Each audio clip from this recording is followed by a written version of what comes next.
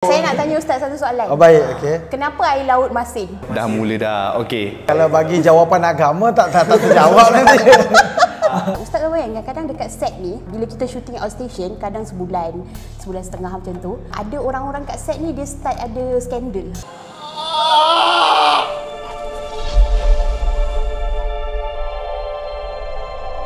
Saya nampak benda membungkus datang kat saya. Daripada datang, dia datang dekat. Dia datang dekat.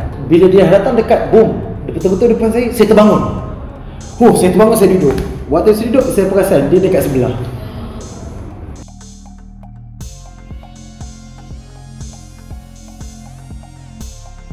Hello, Assalamualaikum. Selamat datang ke YouTube channel saya. Tak tahu tak udah start. YouTube kan selalu kita ada FM kan. Macam 3, 2, 1 start kan. Tak ada, dia tiba-tiba masuk. Hello, Assalamualaikum. Selamat datang ke YouTube channel saya bersama saya Hezwan Huzair dan juga Saya dan Hanan, dan kita ada Ustaz Safwan Idris. Assalamualaikum. Sendiri tepuk Sendiri tepuk. Sendiri jemput, sendiri tepuk. kita ada audience kat belakang tu. Ustaz je tak nampak. Takut kan?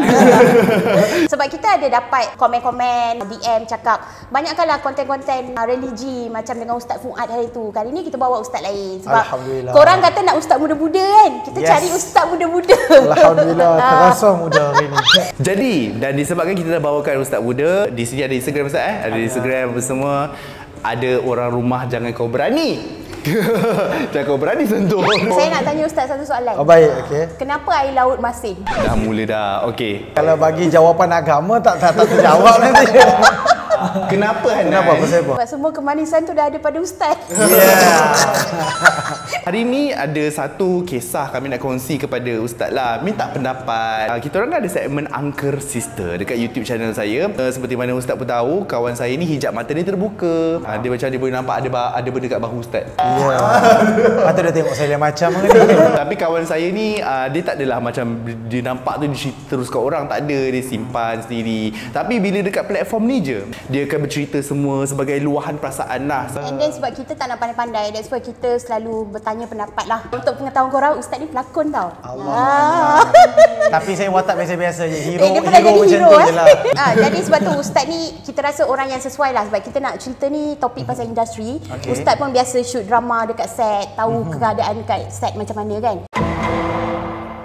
Ustaz tahu kan, kadang dekat set ni, bila kita shooting outstation, kadang sebulan setengah macam tu, ada orang-orang kat set ni dia start ada skandal. Walaupun bini orang, laki orang, ada satu kisah ni, dia tu adalah kawan saya sendiri, dia adalah cameraman. Kiranya dia ada skandal dengan seorang MJ lah, mak jada ni. Pasal benda tu, wife dia call saya suruh jadi spy, laki dia. Saya ni tak nak lah menyebuk lah orang kan. Kita pula tiba-tiba kena masuk campur kan. Tapi dah jadi kes macam tu, dipendekkan cerita, diorang ni pun bercerai lah. Sebab dia believe laki dia kena macam tu, kena guna-guna.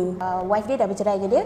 Wife dia dah sekarang ni mengalami macam gangguan tau. Macam dia selalu rasa nampak bayang-bayang dalam rumah. Dia selalu rasa macam ada perempuan kacau dia. Tak tenang lah. Sebab dia sekarang wife dia nak kahwin dengan orang lain, dalam proses nak kahwin dengan orang lain. Persoalan yang pertama daripada kisah ni yang saya nak tanya, macam mana sebenarnya kita nak pastikan rumah tangga tu retak disebabkan oleh macam ni, gangguan syaitan, guna-guna apa benda semua ni. Ada tak cara nak pastikan? Baik, Allahumma salli ala Muhammad. First of all, kita kena faham tau, orang Melayu dia ada satu perangai tau. Perangai orang Melayu ni, bila santui orang ni, mesti ada orang pakai benda ni. Kita dah dimomokkan pemikiran begitu. Saya kata mungkin ada possibility. There's a possibility, but not always. Minta maaf, saya lepas Zohor saya cakap orang putih. Tak sangka. Dia macam werewolf. Possibility tu memang ada. Tapi the problem is kadang-kadang bila benda ni jadi, kenapa benda macam ni berlaku tau? Satu, kita dimomokkan macam tu. Bila suami dia tiba-tiba cari perempuan lain, mesti perempuan dia pakai guna-guna. Ya, betul. Kita dah dicipta. You adalah seorang lelaki. You dicipta bila jumpa perempuan yang cantik, yang you suka, you akan berkenan dengan dia. Dan takkan dah disebabkan itu, ni mesti syaitan ni. Dalam Quran Allah Subhanahu Wa Taala ada bagi ayat tau.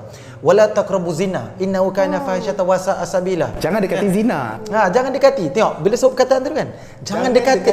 Dia tak kata pun jangan buat. Jangan dekati. It means that do not approach slightly. Sebab once kau dah masuk kaki dalam tu, dunia zina tu, tak buat pun lagi. Contoh macam tadi kan, mungkin cameraman dengan perempuan tu siapa pelakon? Konti, budak konti. Budak konti kata. Kalau orang TV dia faham lah budak konti kan. Cakaplah kru. Spesifik sangat kau cerita ni. Yang ni cameraman, yang ni seorang budak ni kerja konti contoh ni kan. Dia berada dalam suasana macam mana? Contoh, kerja tu tak salah. Tapi bila dia rasa macam tu, orang tak jaga hubungan lelaki dengan perempuan, bertepuk bertampar tak ada masalah. Dia ni pula contohlah, kalau you berkenan kat seorang perempuan dia pula duduk dekat you, saya pegang macam tu. Walaupun macam ni pun cukup. Bukan peluk pun, ada feel lah agak-agak. Mungkin lah ada. Sebab dekati zina. Sebab dah dekat kan. Kena pula perempuan ni memang taste aku lah. Zina ni bukan sekadar hubungan zina yang kita tahu. Zina ni ada zina mata, zina tangan, zina hidung, zina mulut, zina mata ni. Zina hidung macam mana? Bau-bauan, Yes. harum-haruman. Sebab tu perempuan pakai perfume, dia ada dua hukum. Sama ada haram ataupun harus. Harus sebab kalau Harus contohnya tiba-tiba Hanan, ni contoh Hanan lah, takkan nak bagi contoh orang lain. Hanan je ada sini kan. Contoh dikenali dengan bau badan dia memang busuk. Dia kata kalau dia buka pintu, orang kat meja 10 kaki dah bau dah. Ni bau Hanan ni. Kata, ayo, ada nama ya bau tu. tapi Hanan kata alamak, bila orang aku datang dekat, orang jauh pada aku. Jadi dia pakai bukan nak tarik orang, nak tutup bau busuk badan tadi. Haram sebab apa? Untuk menjadi Menarik tarikan. perhatian. Kadang-kadang bila perempuan duduk dalam satu tempat, dia rasa alah biasa lah pakai perfume. Biasa bagi dia. Laki lain dengan perempuan tu kan. Perempuan kalau awak berkenan kat seorang lelaki, apa awak buat? Awak malu nak mengaku. Tapi awak apa awak buat? Kan? Betul lah. Alah, Aku pula yang over belakang. ataupun tulis diary kan. Hari ni dia tengok aku. Macam itu. Perempuan macam tu. Laki tak tau. Laki bila dia berkenan, dia tarik bau, dia tertarik nafsu dia. Dia duduk macam ni tengah malam. Ini kalau aku dapat. Itu laki. Saya ni tak nak jadi macam orang kata ustaz cakap benda ni. No, because benda ni memang kena sentuh. Ustaz tak nak diri ustaz tu orang nampak macam rigid sangat. Macam that's the truth. Contoh ikhtilat kan. Kita pun tahu ikhtilat mana jaga hubungan lelaki dengan perempuan. Kenapa Islam suruh jaga? Sebab takut benda-benda macam ni. Jadi janganlah terus pergi dia ni pakai guna-guna. Kau tak payah guna-guna kalau perempuan tu dah lawa, pakai pun ketat, pakai minyak wangi, duduk pula mata pula lelaki ni tengok atas bawah. Nak salahkan syaitan lagi ke? Ini adalah kesinambungan pada cerita yang sebelum ni. Korang boleh tengok dekat sini ke kat situ, entah nanti kan. So kisah ni dah lama dah sebenarnya. Ni adalah kesinambungan dia. Cumanya kami dah bagi pendapat kami. Sekarang ni Ustaz pula punya pendapat. Benda ni dah beberapa kali terjadi dan dua kali ni jadi depan mata saya sendiri. Masing-masing dah berkahwin, dekat rumah ada wife yang tengah pregnant. Tapi dekat set masih buat hal. Saya pernah ada seorang ni saya rapat, saya confront dengan dia. Saya cakap macam, tak fikir ke wife kat rumah apa benda semua. Lepas tu kawan dia lelaki boleh tarik saya, dia cakap macam, kau kena fikir, kesian lelaki dia ni dah lama dia seorang-seorang kat sini macam ni semua kan. Biarlah dia dekat set benda semua. Diorang boleh cakap macam tu tau. Which is diorang backup each other, galakkan kawan dia buat macam tu. Waktu tu saya terfikirlah, kenapa korang ni macam nak kata tak semayang ustaz. Semayang budak-budak ni. Bila sebut bab semayang tu kan, orang kadang pelik tau. Kenapa dia semayang? Dia jahat lah. Pernah dengar soalan tu? Padahal dalam Quran sebut inna solata tanha anil fahsya'i wal munkar. Sesungguhnya solat dia menghalang. Macam orang. Masalah bukan pada solat.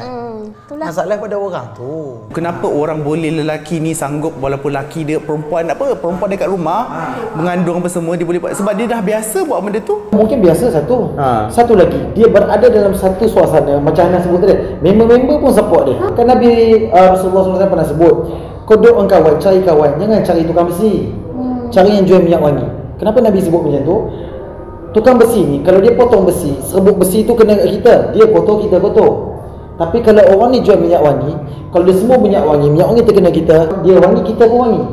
Tak bermakna kawan tu jahat buang terus, tapi bermakna Rasulullah SAW nak kita jaga diri. Kalau member tu jenis perangai dia, kalau dia buat perangai yang buruk, engkau pula bantu dia buat benda yang buruk, ni bukan member, ni teman neraka sebenarnya. Cerita yang saya cerita tadi, diorang ni ialah rumah tangga dah bercerai, semua dah berantakan dulu. Diorang ni kenal kat kelab awal.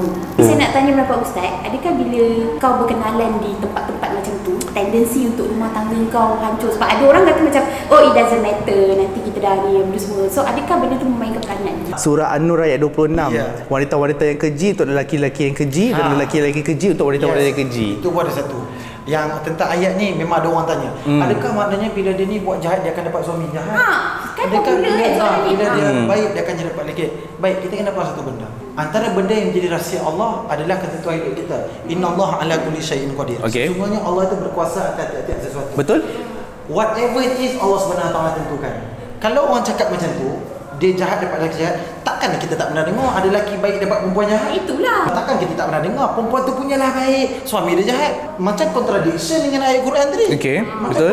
Tapi kenapa benda tu berlaku? At the same time Allah Subhanahu Wa Taala sebut innallaha la yughayyiru ma biqaumin hatta yughayyiru ma bi anfusihim. Maksudnya? Allah takkan ubah nasib satu-satu kaum. Ya. Mereka cuba untuk mengubah nasib mereka sendiri. Surah Ar-Ra'd ayat 11. Allah dah bagi tahu, aku tak akan ubah melainkan mereka cuba. Kita tak tahu, Allah dah tentukan. Dia kata, aku cuba ubah pun kalau Allah dah kata macam ni lah hidup aku.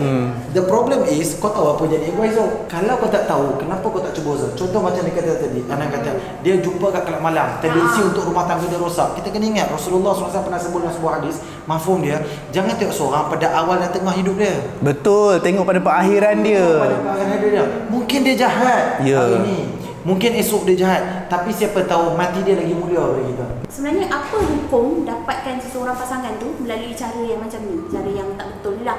Guna-guna. Bila pasangan dia cari dengan cara macam tu, you bermula dengan cara yang salah. Do you expect benda tu akan berakhir dengan betul? Dengan cara begini, dia akan ada efek-efek kesayangan lain. Maknanya kesayangan contoh macam mana?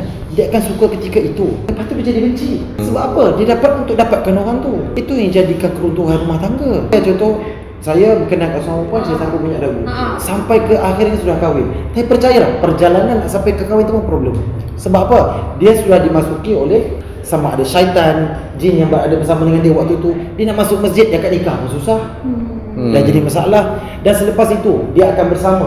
Sudah pasti syaitan dia takkan buat benda kosong. Dia pasti nak ada balasan dia. Sebab tu kadang jadi keruntuhan rumah tangga. Bila sebut buat pengalaman kan, ada satu pasangan datang berjumpa dengan saya. Dia kata isteri saya kena guna-guna. Saya kata betul ke bang? Tak apa, saya bawa sini. Waktu bawa dan saya berani cakap memang saya kena guna-guna. Saya cakap saya respect abang ni. Okey. You boleh tak bersabar bila you punya wife menjerit dengan you depan you nama lelaki lain, tapi suami dia boleh bersabar. Suami dia pegang dia cakap, aku nak ni. Contohlah, bagi contoh nama Safwan lah. Kan ada nama-nama orang kan.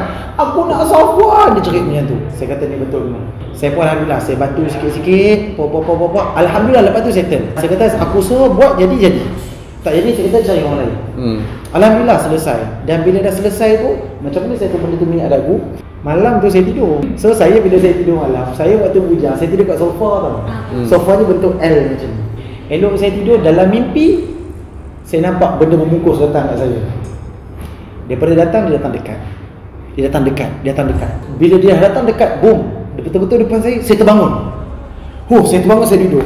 Waktu saya duduk, saya perasan dia dekat sebelah. Membungkus macam saya nampak dalam mimpi tadi. Dia duduk macam tu dekat depan saya. Dan saya tahu benda tu kuat.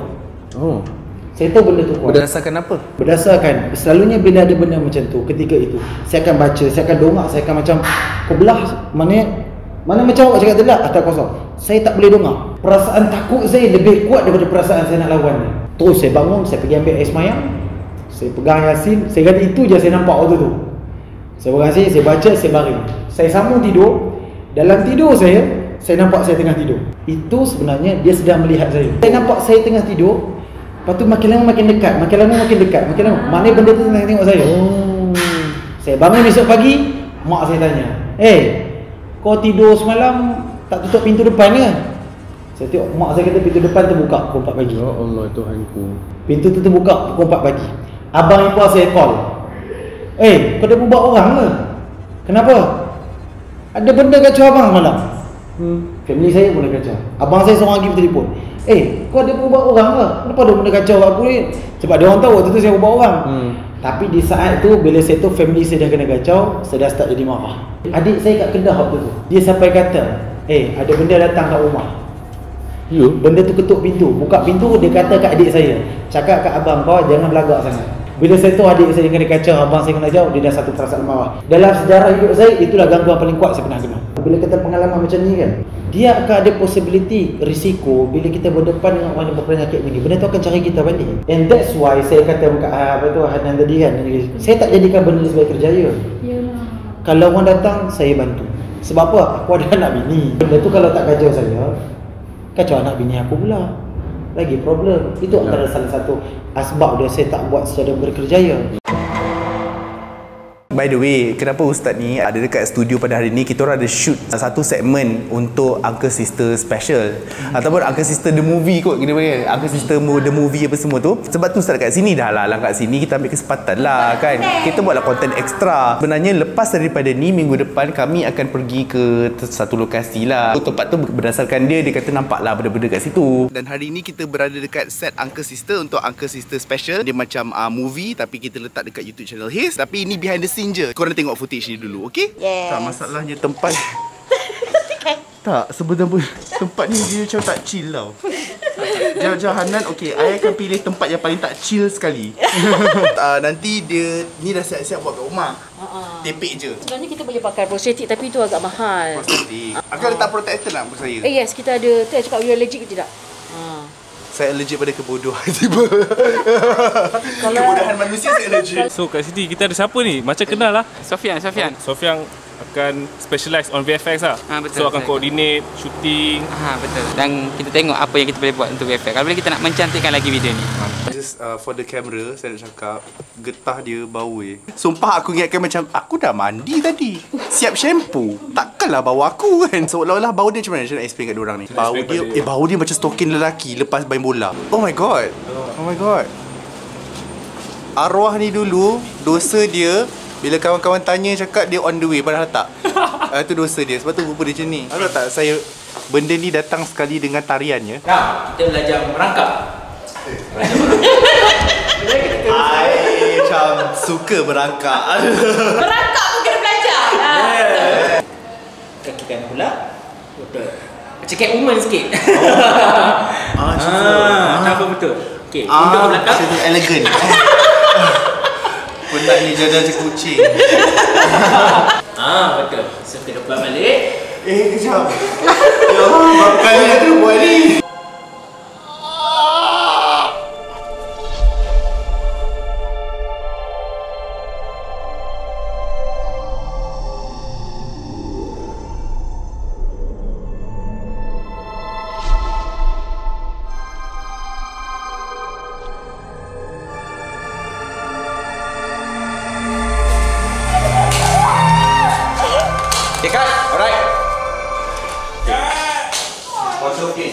So, how was my performance just now? Very good. I like it so much. Yes, please subscribe. Tiba. Okey lah, saya rasa Kita dah cover lah. kita dah cover banyak pelbagai jenis. So far, ini adalah orang yang kedua selain daripada Ustaz Fuad yang kata apa-apa hal yakin pada diri. Yalah, betul lah. Itulah maksudnya beriman. Itulah maksudnya berakidah. Itulah maksudnya beriman kepada Allah. Bila kita takut sesuatu, mahukan sesuatu, wa imam berdoa sekalipun, kalau kita berdoa dalam keadaan yang tidak yakin, itu macam mana? Korang semua, terima kasih kerana menonton Uncle Sister pada kali ini. Sampai kita jumpa lagi. Assalamualaikum. Bye.